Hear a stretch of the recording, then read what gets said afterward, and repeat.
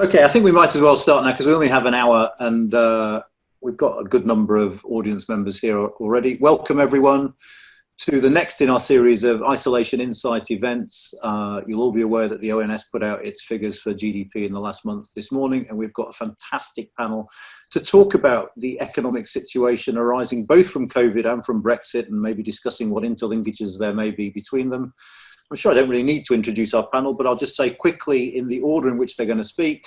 Jonathan Portes from King's College, Meredith Crowley from the University of Cambridge, Gemma Tetlow from the Institute for Government, and Ben Chew from the Independent are our speakers. They're all going to make short statements. We might have a little chat amongst ourselves. We'll see how that goes. But then we're open for question. If you can use the Q&A function, I will try and be semi-competent and pick the questions as they come in once we're done. But without further ado, Jonathan, can I turn to you? Okay, so as you said, we got the ONS figures today, and I'm going to try and be a bit countercultural. Economics is sometimes referred to as the dismal science. Rather topically, of course, that's because we weren't that keen on slavery. So a badge we should wear with some pride. But what's the good news today? Well, there's two bits of good news. First of all, the fall in GDP of 20% in April, after a fall in 5% in March. That's a total fall of 25%. That is by far the worst in anything, by a very, very long way in recorded history. On the other hand, it's significantly less than was implied by the forecasts made by the Office of Budget Responsibility and the Bank of England. So in some sense, we haven't fallen nearly as far as they expected us to. But perhaps more importantly, and better news, the British economy, in my view, is almost certainly growing at the fastest rate ever in recorded history. May will be somewhat higher than April, June will be even higher now. We're really going through what, if you believe that sort of statistics, is an absolutely unprecedented boom. Of course, that doesn't mean anything too much either. But the point I'm trying to make is that it's not so much the fall that matters. We knew there was going to be a huge fall. That was, you didn't need to be an economist or a statistician at the ONS. We know that from looking out our window or walking down the high street. The crucial question is how quickly and how strongly we can recover. And the good news here again is that COVID hasn't really damaged the productive capacity of the economy in any meaningful sense yet. It hasn't destroyed factories. While tragically, tens of thousands of people have lost their lives, the macroeconomic impact of that is essentially zero. So the potential for a strong recovery is there. What could stop it? And my view is that, if we allow this to damage the economy significantly in the medium to long run, that is not the fault of the virus. That is the fault of policy. It's because we've got things wrong. What could go wrong? What could go wrong is if we allow short-term unemployment or furloughing to become long-term unemployment, if we allow good or viable firms to go out of business, if we allow business investment to be permanently hit. And all of these things are potentially susceptible to policy. So what I would say is that the premium on getting economic policy right, both macroeconomic policy, ensuring that demand and supply are roughly in balance as we emerge, and even more importantly, microeconomic policy, support in particular to people is the most important. And there's going to be a really difficult balance here, which is the balance between enabling people to get back to their old jobs, and the furlough scheme has been part of that, but also enabling people to move into new jobs, because some jobs will be destroyed, some jobs won't come back. We need to make sure that people can move into new jobs. Unfortunately, as yet, the government has done a lot more on the former than the latter. And I think that is really the policy priority going forward, is programs for training, for people to move into new jobs, wage subsidies for new jobs. There are some ideas that have been produced by, around the place by the Institute of Employment Studies, for example, for recreating some of the success we had with things like the Future Jobs Fund. And I think that's the sort of area we need to go to. Now, Meredith in particular, I think, is going to focus on the interaction between this and COVID-19. So I won't say anything more just yet. But I think how those interactions work is absolutely crucial. And again, without taking a side at this point on the extension debate, emphasizes that policy is really going to matter, not just for the short-term trajectory of the economy of the next few months, but more as to what sort of economy and how strong an economy we have over the medium or long term. So I'll leave it there.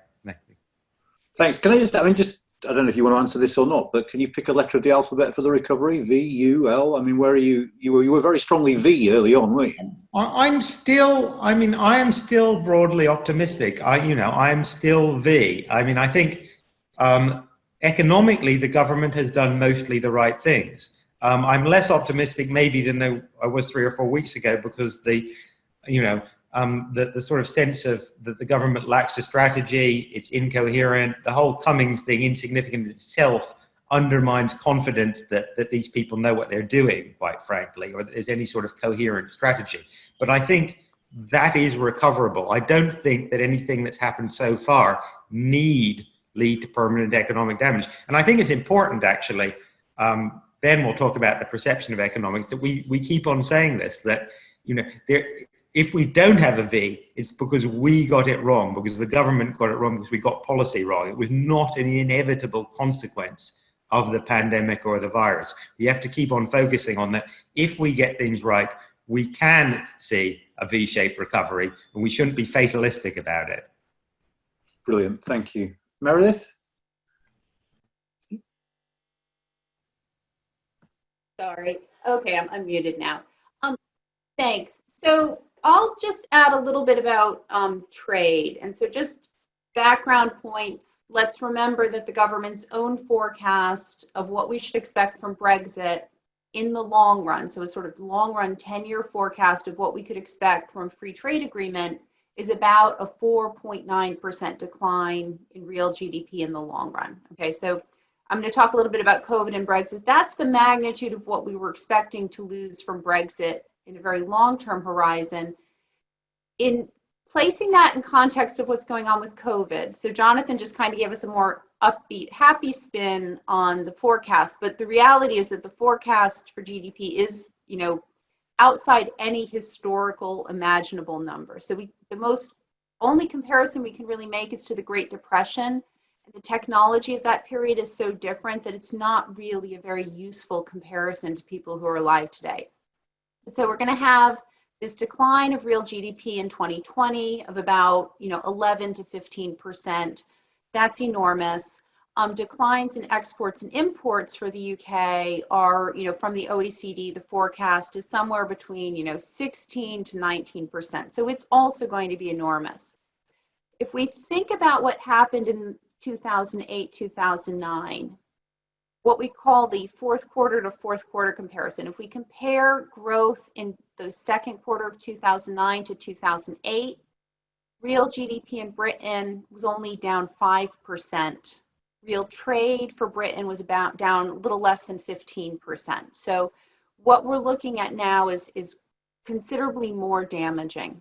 So, this is, to me, very depressing, but let's think about what does this mean in terms of what's going to happen with Brexit. So the first thing is that the forecast for declines in trade for this year, just from COVID, completely dominate any loss we might have expected from Brexit. So I think the reality is that whether we get a very good FTA with the EU, whether we don't, we're still looking at an enormous decline in trade in 2020. And so the growth, from 2021, I think we're still going to be in a weak position. The concern I have at the moment is that if we fail to negotiate a free trade agreement with the EU, what we're going to see happening because of COVID is there are going to be a lot of businesses closing down in Europe and in the UK. It's the reality. This happens in all recessions. They tend to be businesses that weren't very strong to begin with. So we know that we always lose a lot of firms in recessions. And so what we know about UK trade is in 2013, 2014, 2015, typical years, we have about 20,000 UK firms exporting directly to the EU. And if we look at these firms and how they're finding new clients, these firms are constantly introducing new products. At the same time, they're shutting down some products, so presumably their customers are saying, oh, we don't want that anymore from you. They're switching customers.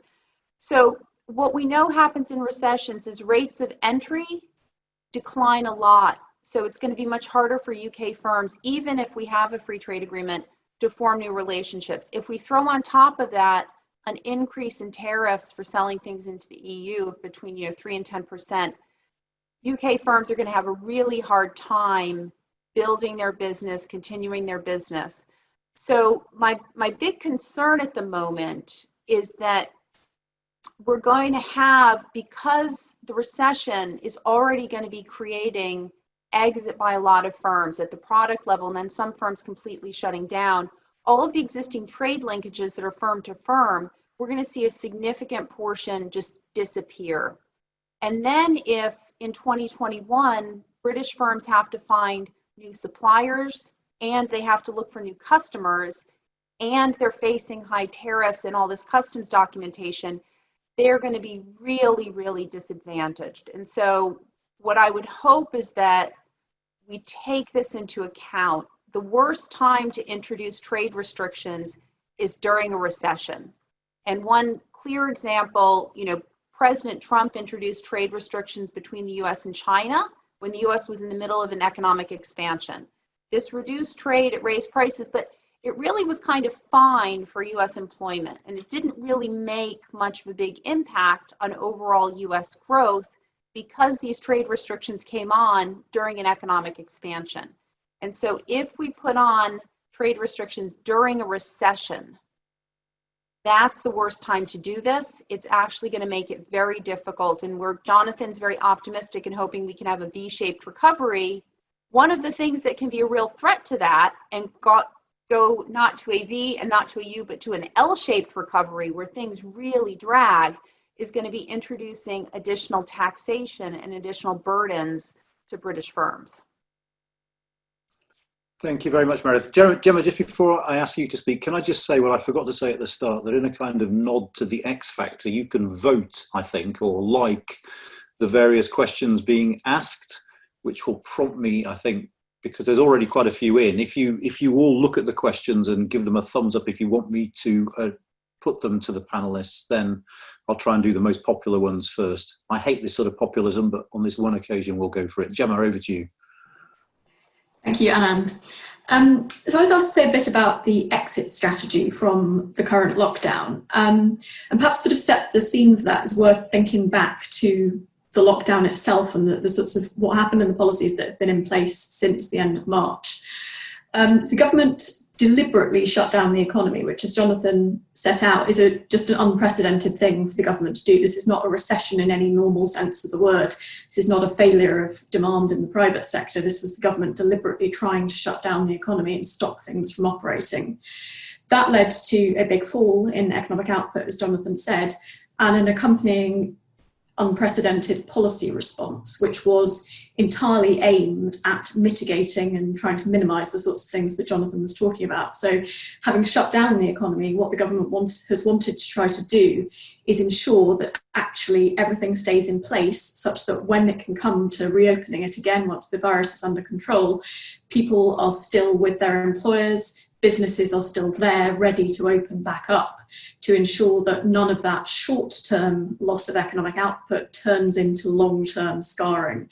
So people don't end up losing their jobs prematurely and suffering permanent damage to their future earnings potential, and you don't end up losing businesses from the UK economy that have a longer-term future. So government policy since the end of March has been totally focused on trying to basically keep the economy on ice.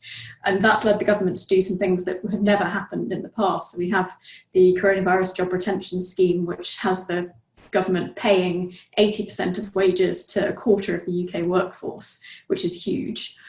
We have the government compensating the self-employed for their profits.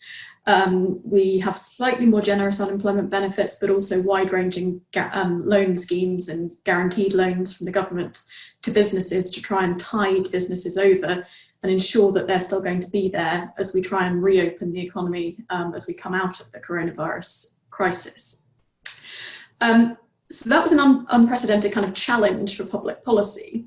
But in a sense, the lockdown was the easy bit of this. The government didn't want the economy to function and essentially decided to throw as much money at the problem as quickly as possible to try and ensure that that short-term hit didn't turn into long-term damage. And in a sense, in the initial lockdown, there wasn't really a tension between the desire to promote public health and the desire to protect the economy. Given where we were back in March, you could probably argue that letting the virus rip through the economy and not imposing the lockdown would have been bad both for the health of the UK population and for the UK economy in the longer term, because it clearly would have damaged the UK's workforce and everyone else in it. So we're now moving into the phase where the government is starting to think about trying and actually doing opening up of the economy. And this is where the decisions for the government get much more difficult. We start to get to questions about the trade-off between the desire to minimise the spread of coronavirus and minimise the number of people dying from that cause versus a desire to pursue other objectives. And so whilst government policy has been pretty effective in trying to minimise some of the damage caused by the lockdown, they can't do everything. And the longer the lockdown goes on, the more we start to worry about some permanent damage starting to materialise. And that could come through a number of mechanisms. So we worry about the fact that children, particularly more disadvantaged children, are not getting the education that they should have whilst schools are shut down, and the long-term harm that may do to their prospects. We worry about people who are now leaving school and university and going into a non-existent labour market, and evidence from previous recessions suggests that that can have long-term scarring effects on those people's prospects. The government has been very generous in many ways to businesses, but businesses face fixed costs beyond their wage bills, and at the moment most of what they have to fall back on there is just loans. And we know from surveys of businesses that many businesses don't have the cash on hand to keep themselves going for much more than a few months. So the longer the lockdown goes on and the more businesses are not able to operate, the more we might start to worry that businesses that have a post-coronavirus viable future will actually nonetheless shut down because they can't tide themselves over through this medium-term period. So that's kind of the pressure on the government to want to start thinking about reopening the economy and getting things moving again. That becomes more possible as the virus is brought under control, but obviously there's still a lot of unknowns around how quickly the virus transmits, the precise level of prevalence of it in the UK, and how releasing any of the lockdown restrictions might impact on the spread of the disease and the number of people dying from it. So that's the sort of difficult decisions the government is facing. And then alongside that, there are some very difficult decisions for the government about how to adjust public policy at the same time.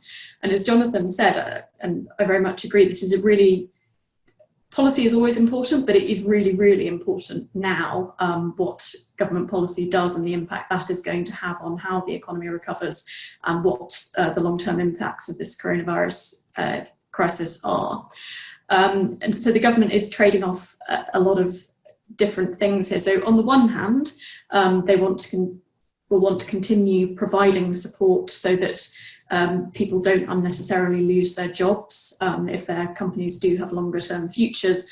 On the other hand, and this particularly becomes an issue if we think that the coronavirus crisis has in some way structurally changed the UK economy. So if we think either the ongoing impacts of the risks and dangers caused by infectious diseases mean that some types of behaviours and activities that we used to do, we're not going to do anymore. So if, for example, we for quite a long time don't really want to fly on planes and go on overseas holidays, or no longer want to do as much going to the cinema or going out and socialising in busy places as we did before, if those are sort of long-standing impacts of this crisis, then that may mean that there are some businesses that existed back in February that don't have a long-term future post-coronavirus. If that's the case, then what the government would like to do is to help reallocate all the people who currently work in those businesses and those sectors over to other businesses that have a brighter future. That's a very different type of policy response to the sort of world that Jonathan portrayed, which is very much just a V-shaped recovery back to the world we had pre-coronavirus. If all the businesses that existed in February were going to come back by the end of this year, then the government would simply be thinking about continuing to support those workers and those businesses until they can be back fully functioning as they were before. The difficulty for the government is they don't know quite which world we're in, or indeed which businesses are in one world with no long-term future and which businesses are in the other world of going to come back in the next few months. And that's the real challenge for government in calibrating policy over the next few months and years, is knowing exactly how much of those things are needed, which sectors need what, and doing that in a way that doesn't sort of hinder the economy performing as productively as it could do over the next few years.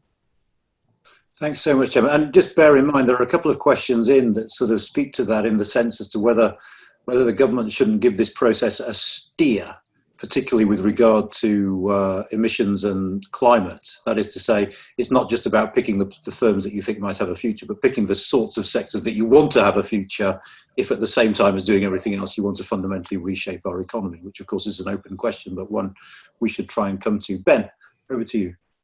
Thanks. So I was asked to look at, do ordinary people understand the issues of the COVID recession and how they interact with no-deal Brexit economics? And I think the short answer is that I suspect not, but I think it is worth looking a bit about why not.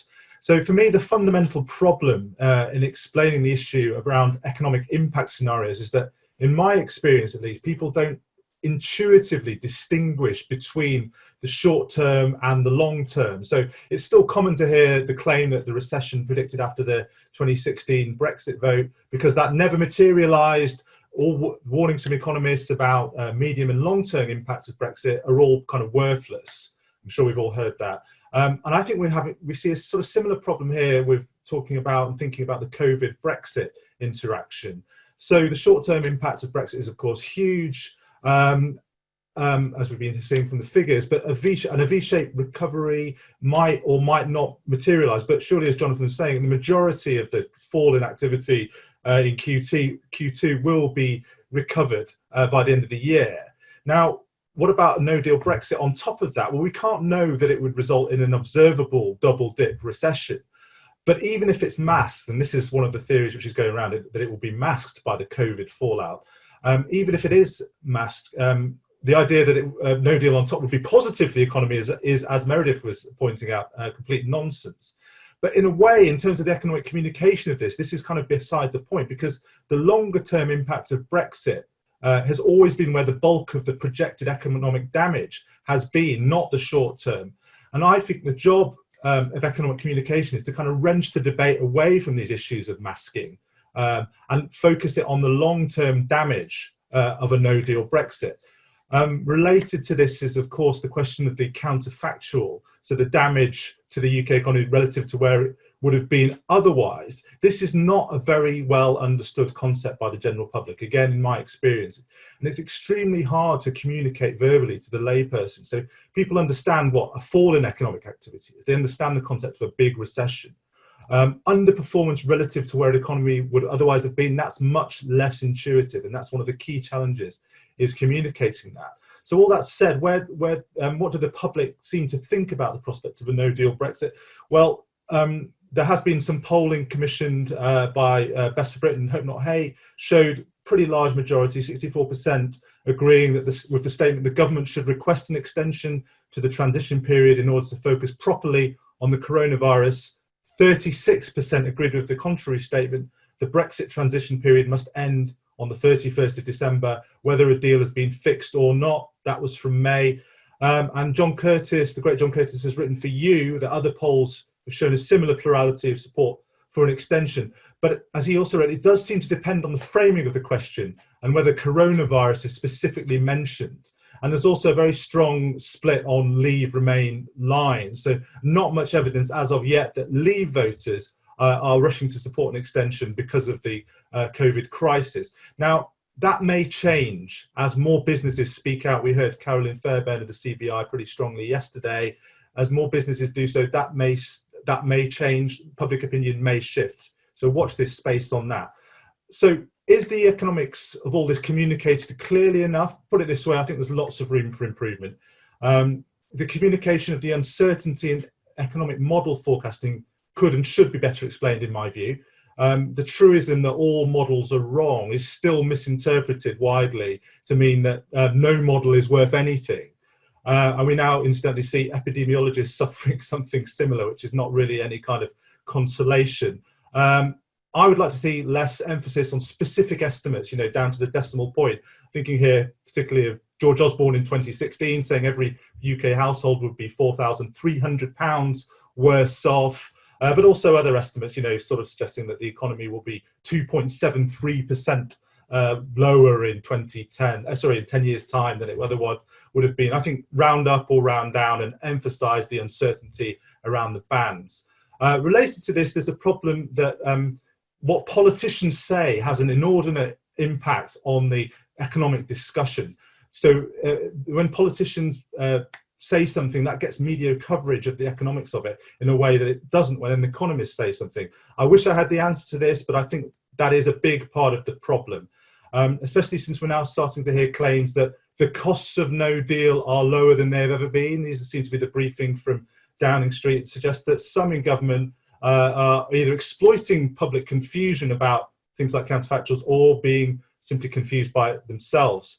And this relates to a broader question, the way that economics has been subsumed in culture wars, basically. So it's not what you think about the analysis, it's about which side you're on.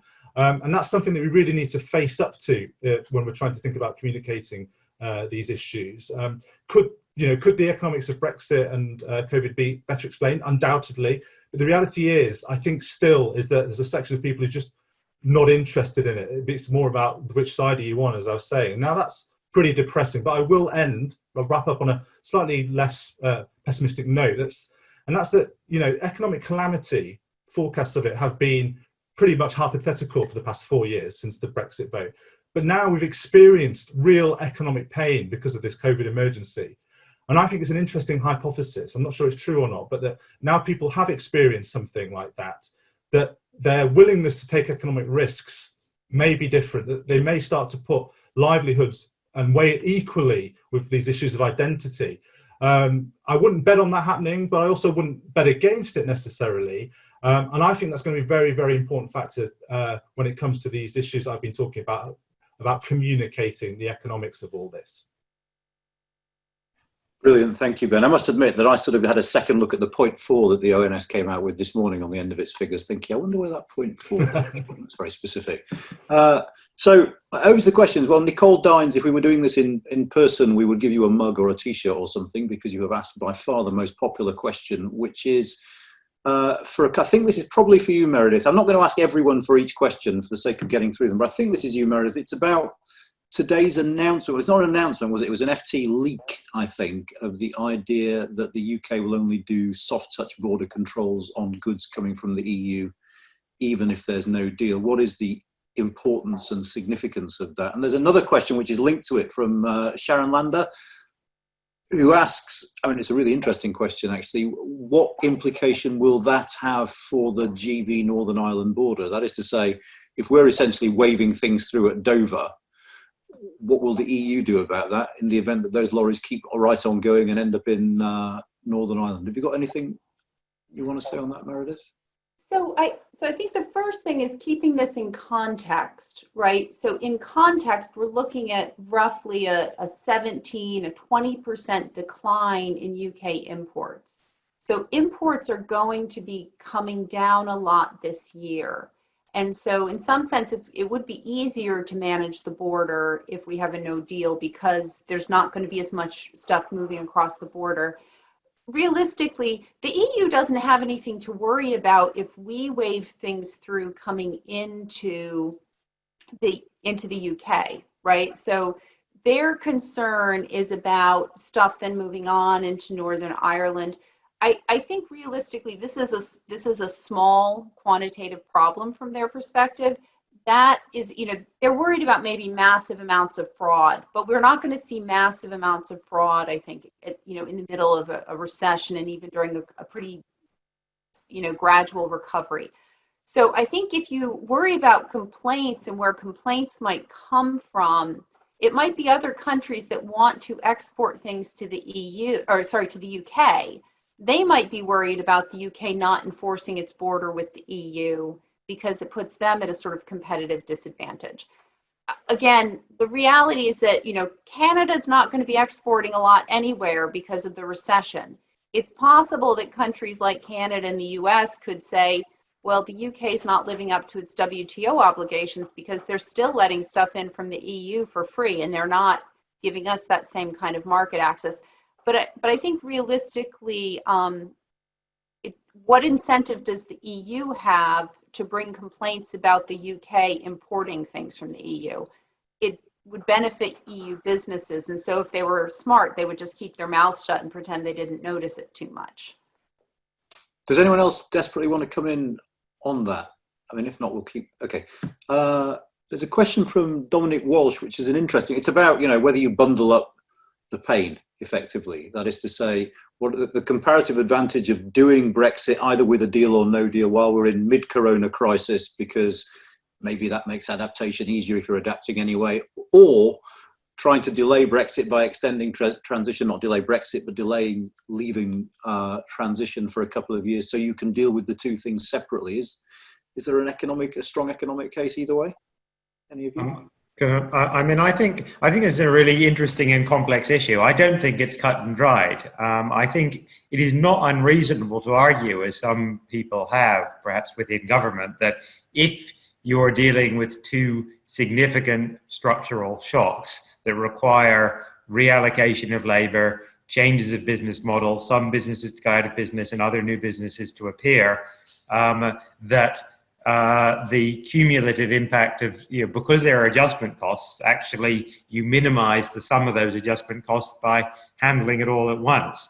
The counter argument is the one that I think Meredith made, which is that actually if the impact of COVID has been to disrupt supply chains and they're going to have to be rebuilt, then overlaying trade barriers on that at the same time as you're trying to rebuild them means that the UK will be shut out of those rebuilt supply chains, and there's force to that. I genuinely do not think that there is an obvious right answer here, given the nature of the uncertainties and given we don't know quite where we will be in the path of recovery as of November, December. Gemma, you unmuted yourself. The only thing I sort of agree with Jonathan, but I wonder if there's a slight distinction between, for the government and thinking about two big structural shocks to the UK economy and how you adjust policy to navigate through those, versus what things look like for an individual business who may have a certain amount of bandwidth to deal with big uncertainty and big adjustments to their business, and whether some of the demands that would be placed on them on trying to navigate their business through the coronavirus lockdown, and then layering over on top of that the adjustments that they need to get Brexit going, which may well be related to the fact that they may need staff working to put in place the changes needed to prepare for Brexit, at the same time as the coronavirus shock would say that they'd like to furlough those workers because they don't have money coming in the door. I just wonder whether there's perhaps the picture looks slightly different from an individual business level than perhaps it does from a sort of the UK government, which looks at the whole macro picture. And of course, cynically for the government, there's politics here, and December's far further away from the next election than 2 years from December. So if you want to get the pain in early, then there might be a rationale. Meredith or Ben? Yeah.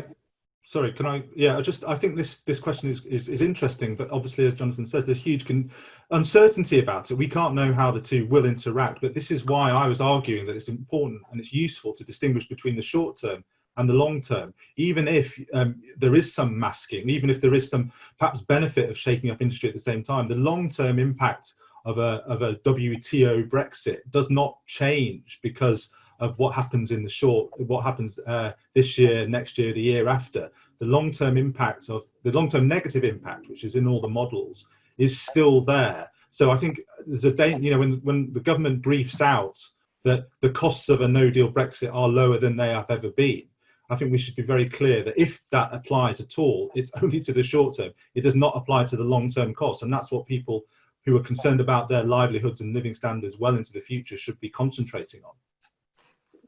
Go on, Meredith.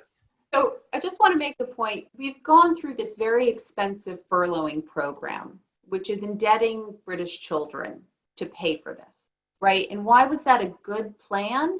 Precisely because we think the people who are being furloughed have human capital, that if we don't furlough them and plan to bring them back to their jobs, there's going to be a real loss of capital to the British economy. And so I think actually the furlough program, a lot of people would agree, sort of brilliant in that it was trying to keep, this capital embodied in firms and workers alive during this recession. And so now to me, it seems like sort of foolhardy to say, okay, well, structural change means businesses have to go. I think if we allow for a no-deal Brexit, we're going to be forcing businesses to close down. And there's going to be a real loss to the economy because all the capital, the intellectual and human capital, the businesses that shut down embody is going to just be permanently destroyed. Now, that's always, this is the nature of an economy. Businesses shut down when they're not doing very well.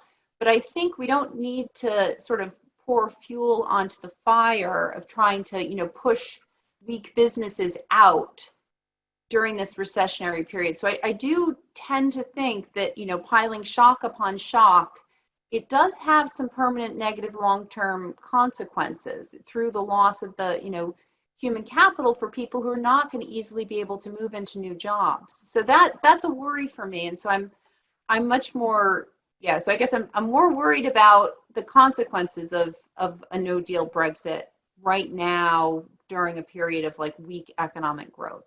But the counter to that is, the reason that furlough is a good idea for some people in some sectors is because those jobs are going to come back and those businesses are going to come back when we reopen. The implication of either a no-deal Brexit or the very thin deal that the government wants is that some firms and trade is going to be unviable.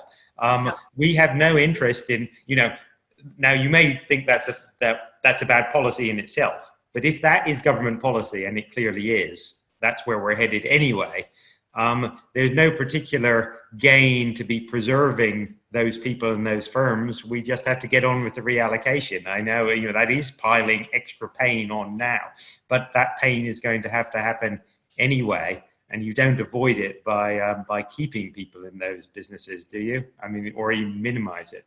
Well, I think actually the thing is, realistically, it's going to be harder for new businesses to form during a recession, right? And so it's harder for new businesses to form. If new businesses can't form and they have a harder time expanding employment, you don't really want a lot of people being laid off at a period when it's hard for new relationships to form. I think it's great if new British businesses start going in new directions, post our relationship with the EU changing.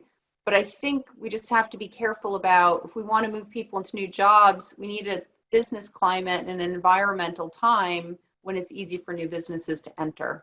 And a recession's not that easy to do that.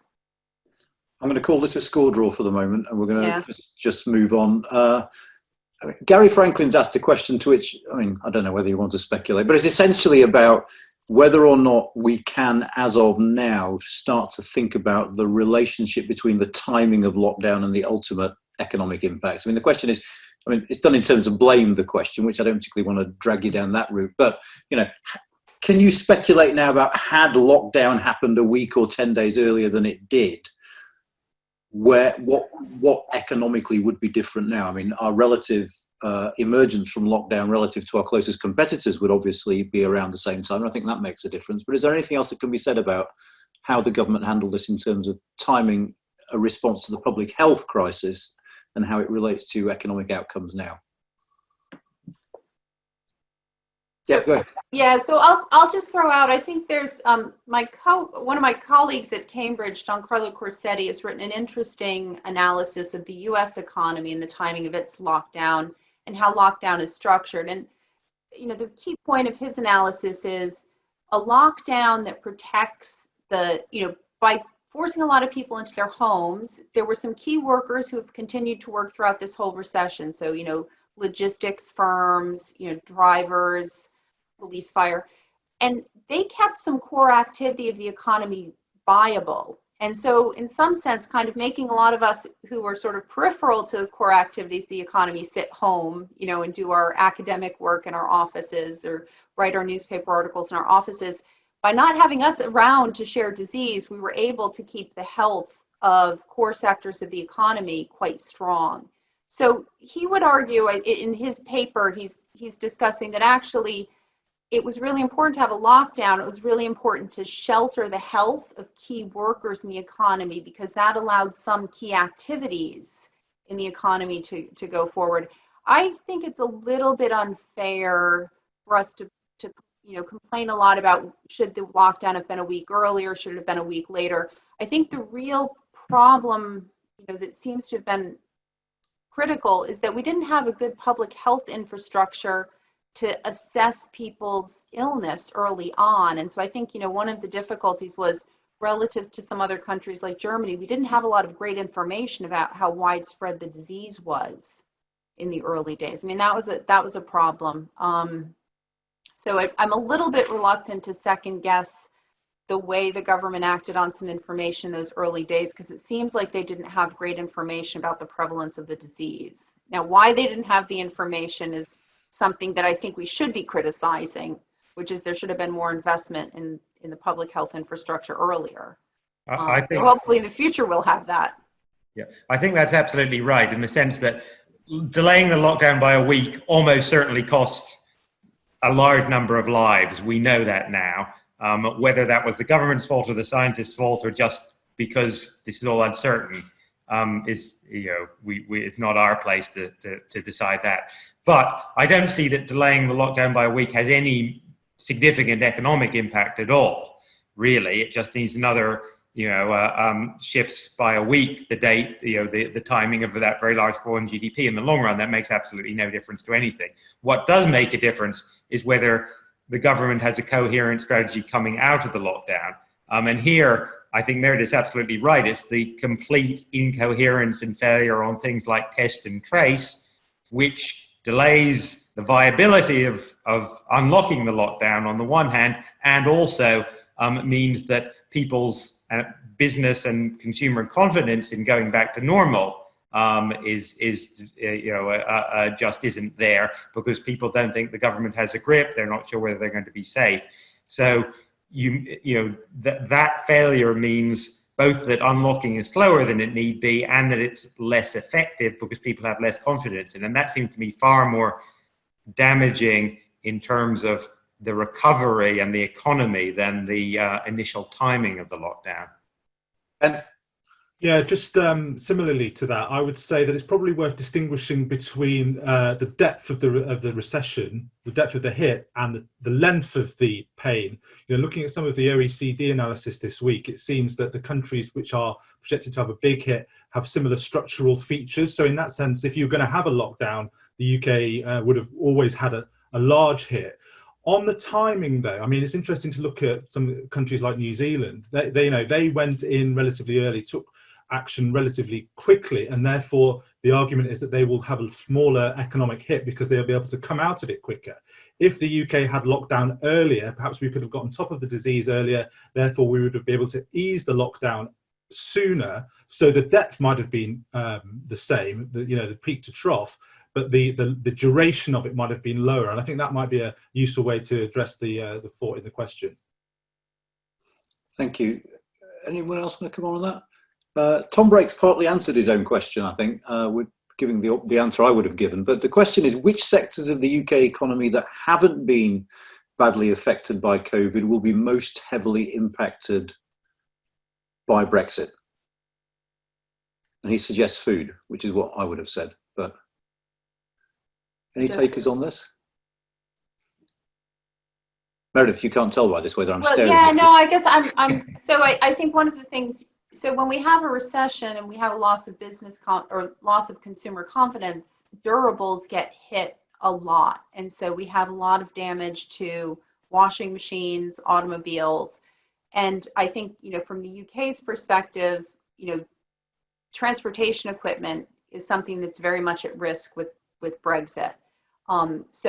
But that sector is being hit by both shocks. For food, of course, food demand is constant. And the question is going to be exactly, to what extent is no deal Brexit going to, impact us on the import side or the export side? I think actually my overall impression of the food sector is it's been brilliantly effective at continuing to get us our imports throughout the whole COVID crisis. And so, we've never had a real lack of fresh produce, and this is coming in from all over the world. So some of these logistical supply chains have worked very well. A lot of, fresh produce comes in via airplane. Air travel's been hit. The cost of moving, cargo by air has increased 30% globally. So I've been quite impressed with how well the whole food sector has responded. And as much as there's been this issue of trying to get things that are generally going to restaurants into the consumer supply chain, I've been quite impressed with how available food has been. So I think that sector has responded to the challenges of the crisis quite well. But it's quite vulnerable to particularly a no-deal Brexit just because of the disruption that will cause on entry, assuming we do some checks. Sorry, Jonathan, do you want to come in?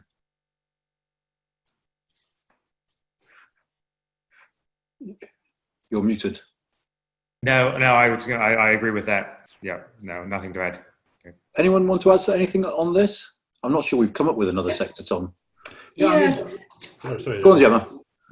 I mean, the only one that I'm sort of puzzling over is sort of financial and business services, which I think to a large degree haven't been affected by coronavirus in the sense that those are sectors that are very easy to work from home and carry on.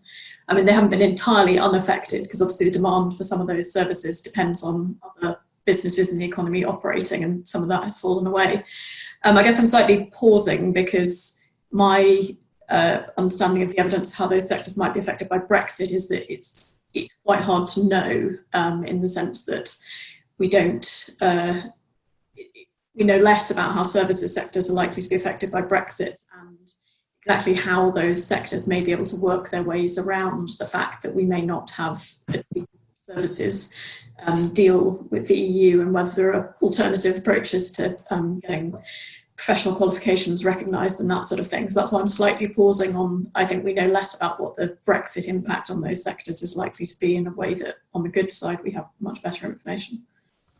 So I should take advantage of that segue to say we did put out a report on Brexit and services this very week, which you can read to learn all about that. But Ben, were you wanting to? Yeah, I was just really going to make the point that if you look at some of the ONS analysis, it's astonishing how broad the impact of the lockdown has been. Pretty much every sector apart from supermarkets and health has been hit incredibly hard. So in that sense, the premise of the question, I don't know, I just think you probably should go back to the original analysis of how Brexit hits sectors and kind of remove it from the COVID impact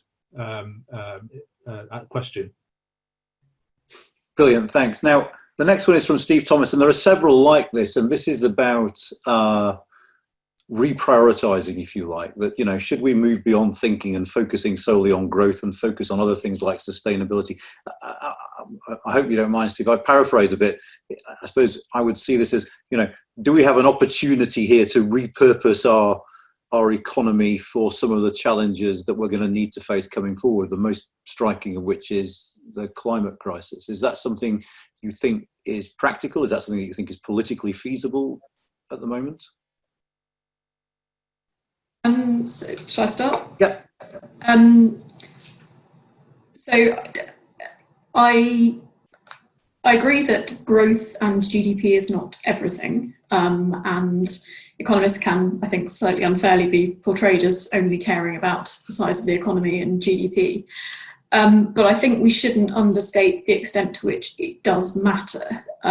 Clearly, as economies have grown and incomes have increased over long periods of time, people's quality of life has got better. And whilst we have had a 20% fall in GDP in the last month, 25% since the start of the coronavirus crisis, I think we should be aware of the fact that actually most people have not felt that 20% fall. We have the government paying people's wages so their incomes have not fallen anything like what would be experienced if we actually had a permanent 20 to 25% hit to the size of the UK economy. So I think we could do more to think about long-term environmental sustainability, and clearly our ability to have high quality of life in future and future generations will be worse if we don't protect the environment. And I think probably many people may have learnt some things about what they prioritise in life and what improves their well-being through the lockdown period, some of which maybe to realise that they really did like going to the pub quite a lot, or may have realised that actually having time, not having to commute, some of those things might improve your well-being beyond just the income that you get. But I think we shouldn't go too far in thinking that, well, we've experienced a 25% hit to GDP, we shouldn't worry so much about getting that back. We should just focus on other objectives. I think that we need to be a bit careful of kind of saying that GDP doesn't matter at all. Does anyone else want to come in? I mean, it's a normative question as much as anything else, isn't it? Should the government use this opportunity when it controls so much of the economy to try and repurpose it to address climate objectives as well now, rather than what it might have traditionally done? And I think the answer is as Gemma said, yes. I mean, you know, and this sort of relates to the Brexit thing a bit, actually. If you're going through you have a big structural shock, you might as well try and build back better. So I think that there is an argument here that this does at least create the space. Since you are being forced to have, at least temporarily, a very large expansion of government spending and government interference in the economy, and the provision of capital directly to businesses, the direct support of particular jobs, you might as well use that to do things that you think are going to be in the long run best interest of the economy and society. I think that, you know, that does make sense.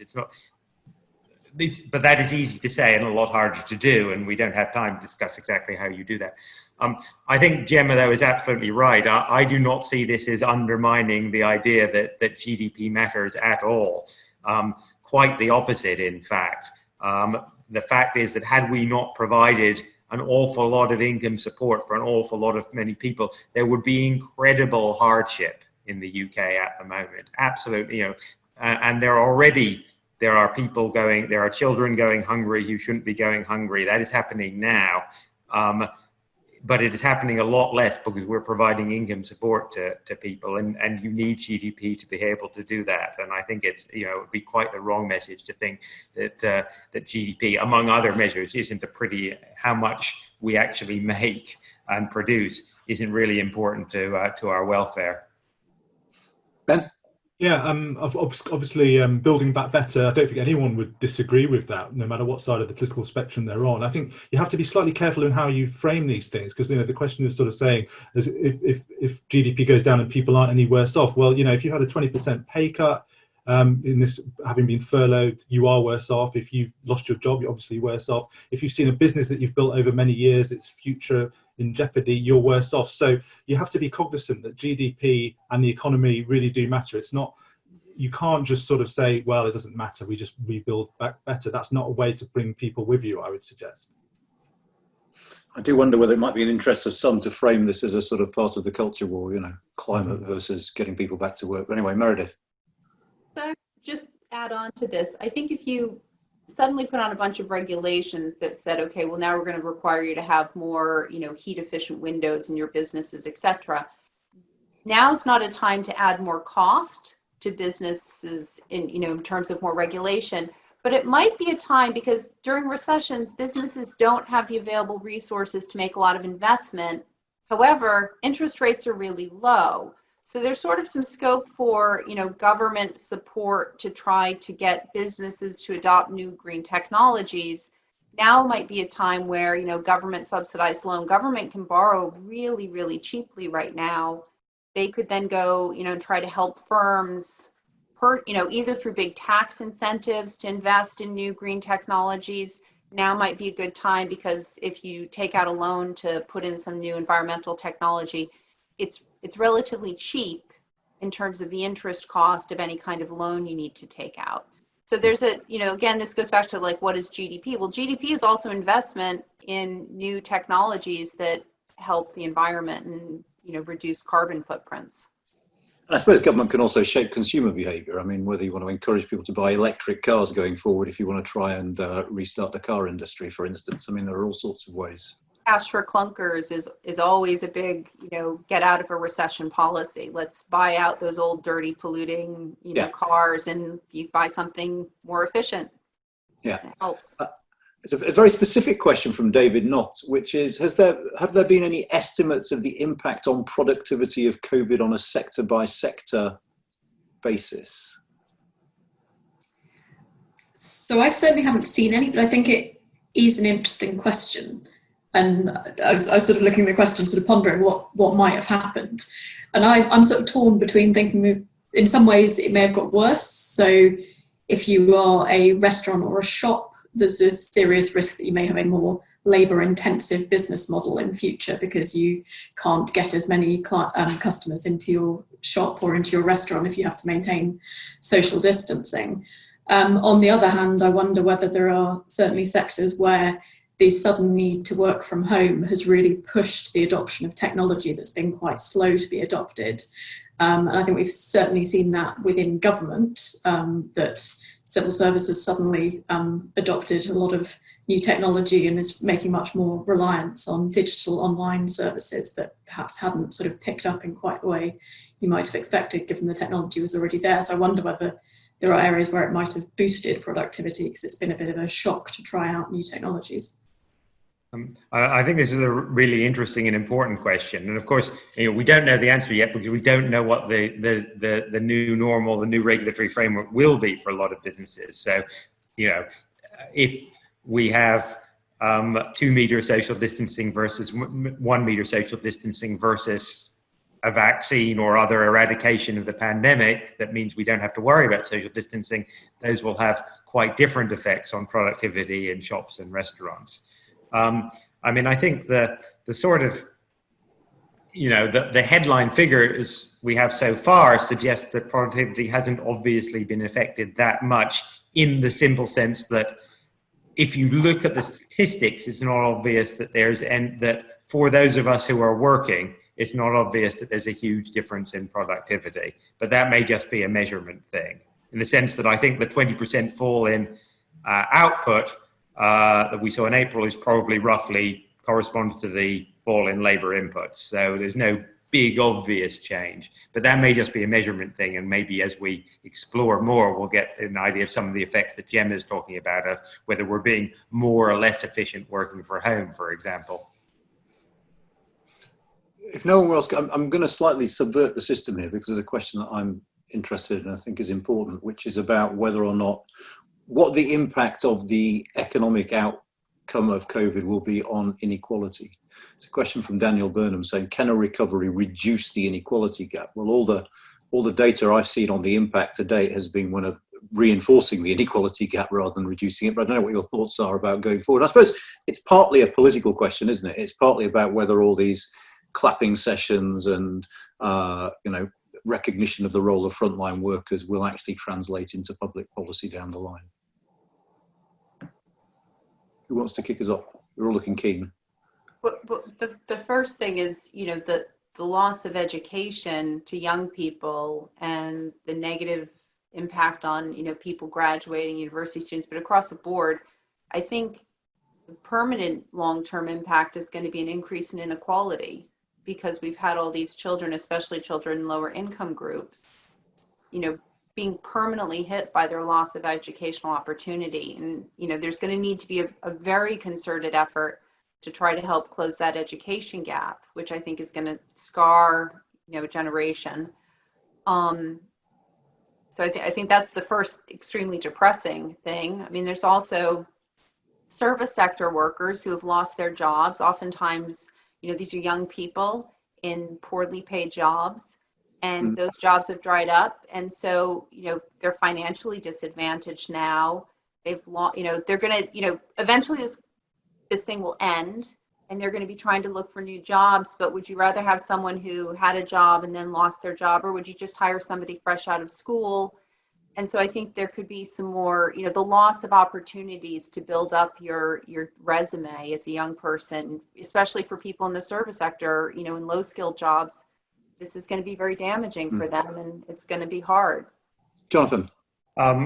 Just going back to what I said before, I mean, it's possible that the impact on inequality will be negative in the long run, but that will be our fault, not the virus's fault. The virus clearly has, because of the way our society is organized, hit disproportionately. I mean, the ONS published some stuff today about who's dying of the virus, and the socioeconomic gradient is huge. And as we also know, the ethnicity gradient is also huge. So it's hugely unequal in its incidence. But going forward, that doesn't need to be the case. I mean, a lot more, the World War II hit poorer people more in lots of respects. The East End was bombed a lot more heavily than the west of London. But the aftermath of World War II, the policy response meant that inequality was hugely reduced in this country. So there's nothing that means we have to allow inequality to rise as a result of the virus. If we do, it will be our own fault. I'm afraid I've let this run over slightly, which I promised not to do. But actually, if panelists can stay on, because we're going to try and retreat back to the green room so I can thank you in person. It might not work, but if it doesn't, I'll email you. But let's see if that works. But thanks to everyone for joining us. It's always been on my bucket list to chair an economics seminar because it would make me feel very clever and technical, and now I've done it. And a tribute to our four speakers is the fact that I think I pretty much understood everything that was said. So thank you for taking the time. Thank you for being so clear. And thank you for such a really interesting session to all of you. Have a good rest of the day and have a good weekend when it comes. Thank you.